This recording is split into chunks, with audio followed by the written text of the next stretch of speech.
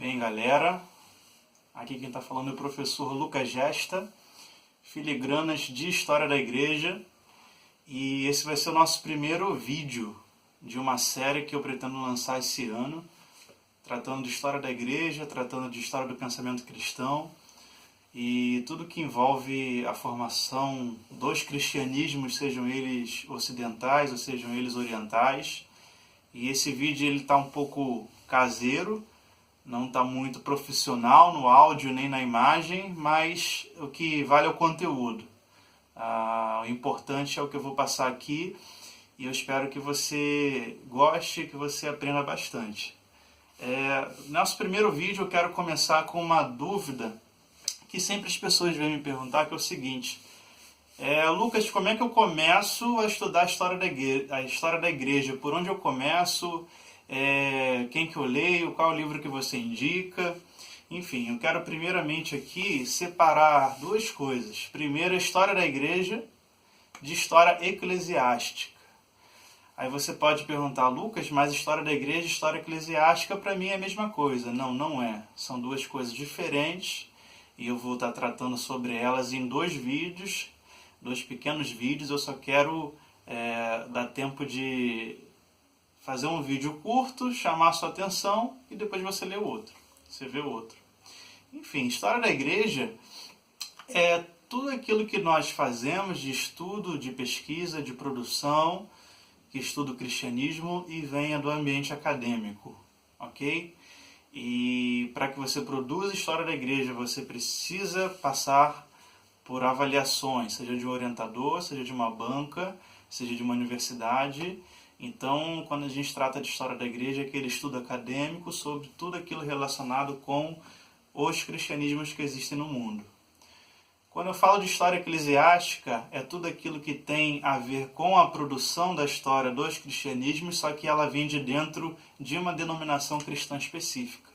Então, ela é uma história dos acontecimentos de determinada parcela, de determinado rumo do cristianismo, determinada denominação, de determinada igreja, mas ela é produzida de dentro. Por exemplo, a igreja luterana ela pode produzir a história da reforma protestante, ok?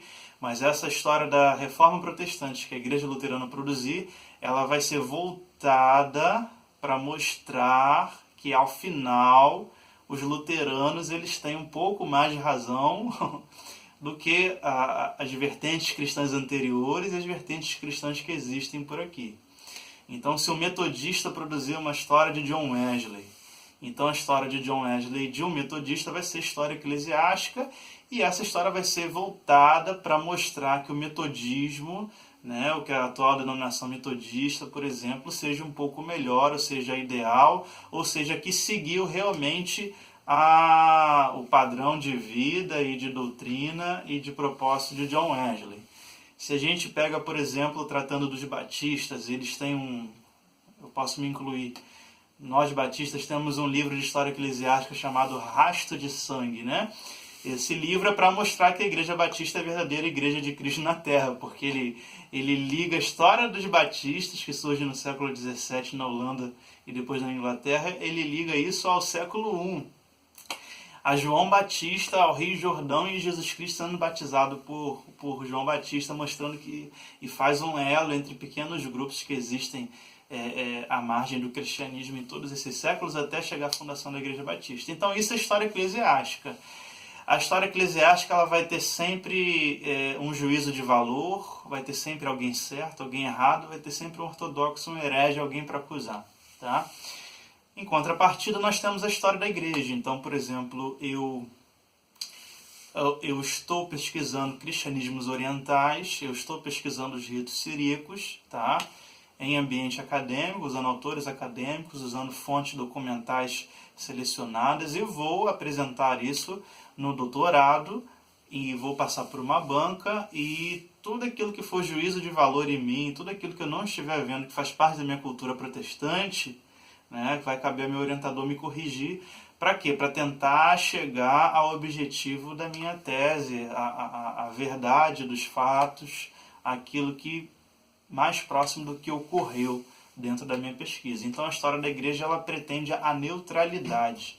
apresentar os fatos com interesse apenas acadêmico, ela pretende. Okay? A história eclesiástica não pretende neutralidade, ela pretende defender a denominação, a doutrina de quem está produzindo, de quem está financiando aquela obra.